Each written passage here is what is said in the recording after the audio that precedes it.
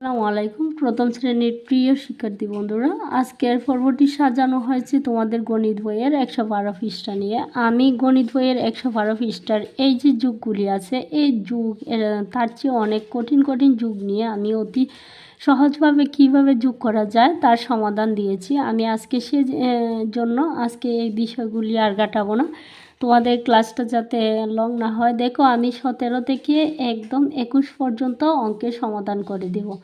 17 থেকে তাহলে আমরা দেখে নেব 17তে কী আছে। হালিমার 25টি গল্পের বই ছিল। হালিমার 25টি গল্পের বই ছিল। সে মেলা থেকে আরও 12টি কিনলো। তার মানে হচ্ছে 25টির সাথে 12টি আরও সে একসাথে করে যোগ করলো। কি করলো? আর এটা কিন্তু কাউকে দেয় নাই, দিলে হতো মানে কোনো কিছু করেনি, বাদ দেয়নি। তাহলে সেইটা কি হবে? এখন তার কতগুলো বই হলো? তাহলে তোমার কাছে জানতে চাওয়া হয়েছে একত্রে তার কতগুলি বই হলো। তাহলে আমরা সাজিয়ে লিখব, হালিমার গল্পের বই ছিল 25টি, তাহলে সে আরও বই কিনলো 12টি, অতএব এখন তার বই হলো এতটি। আমরা কীভাবে করতে হয় খাতার মধ্যে দেখে নেব। দেখো, আমি এখানে 17 নম্বর অঙ্কটি এখানে সাজিয়ে দিয়েছি। গল্পের বই ছিল কতটি? 25টি। হালিমা, তারপরে আরও হালিমা কিনেছিল কতটি? 12টি। তাহলে এবার যোগ করে নিব। 5 আর 2 কত হয়? 7। 2 আর 1 কত হয়? 3। তাহলে কতটি? এখন তার বই হলো কতটি? 37টি। উত্তর 37টি। 18 নম্বরে দিয়েছে, একটি ক্রিকেট ম্যাচে রাফিদের দল 54 রান করলো এবং স্বামীদের দল 33 রান করলো। দুই দল মিলে মোট কত রান করলো? তাহলে একসাথে জানতে চাওয়া হয়েছে, এখানে মোটও দিয়ে দিয়েছে। তাহলে আমরা কি করে নিব? যোগ করে নিব। তাহলে আমরা দেখে নিই কীভাবে যোগ করতে হয় অঙ্কটা। তাহলে অঙ্কটি আমরা এইভাবে করতে পারি। এটা হচ্ছে রাফিদের দল করলো এত রান, 45 রান। স্বামীদের দল করলো 33 রান। তাহলে আমরা কি করব? এই অঙ্কটি এবার যোগ করে নিব। 5 আর 3 কত? 8। 4 আর 3 কত? 7। তাহলে 7 78 রান করলো। তারা কত? দুই দলে মোট করলো 78 রান। উত্তর কত? 78 রান। দেখো, একটি বিদ্যালয়ের প্রথম শ্রেণীতে 37 জন ছাত্র ও 43 জন ছাত্রী আছে। ওই বিদ্যালয়ের প্রথম শ্রেণীতে মোট বলা হয়েছে কতজন ছাত্রছাত্রী আছে। তাহলে আমরা কি লিখতে পারি?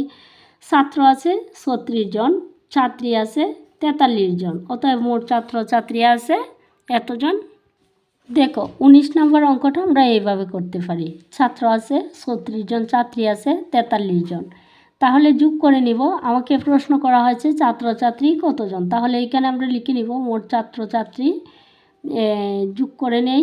3 আর 6 হচ্ছে 9, 3 আর 4 হচ্ছে 7। তোমরা ভালোভাবে গুনে নিবা এতজন। দেখো, আমি অনেক যুগের অনেকগুলি ভিডিও দিয়েছি, সেজন্য তোমাদের আর যুগটা ভালোভাবে কি করার চেষ্টা করি না। আমরা যে যুগটা যেভাবে করব সেটা হচ্ছে 6।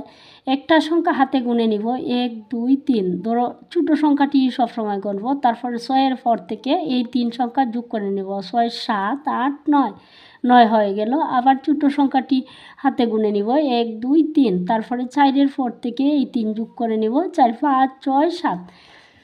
এই হলো উত্তর। তারপরে 20 নম্বর হচ্ছে, এখানে 20 নম্বরে বলা হয়েছে সমান 55 টাকার বই ও 33 টাকার রঙিন কলম কিনলো।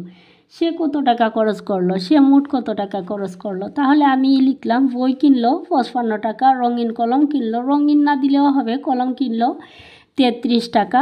তাহলে সে মোট কিনলো, সে খরচ করলো, মোট খরচ করলো এত টাকা, 88 টাকা। 5 আর 3 8, 5 আর 3 8, তাহলে 88 টাকা সে খরচ করলো। তারপরে 21 নম্বর যে অঙ্কটা তোমাদের ডাকে বলা হয়েছে, 37টি গোলাপ ও 40টি গাঁদা ফুল দিয়ে একটি ফুলের তুড়া বানানো হলো। তুড়া বানানোর জন্য মোট কতটি ফুল লাগলো? তাহলে গোলাপ ছিল কতটি? 37টি।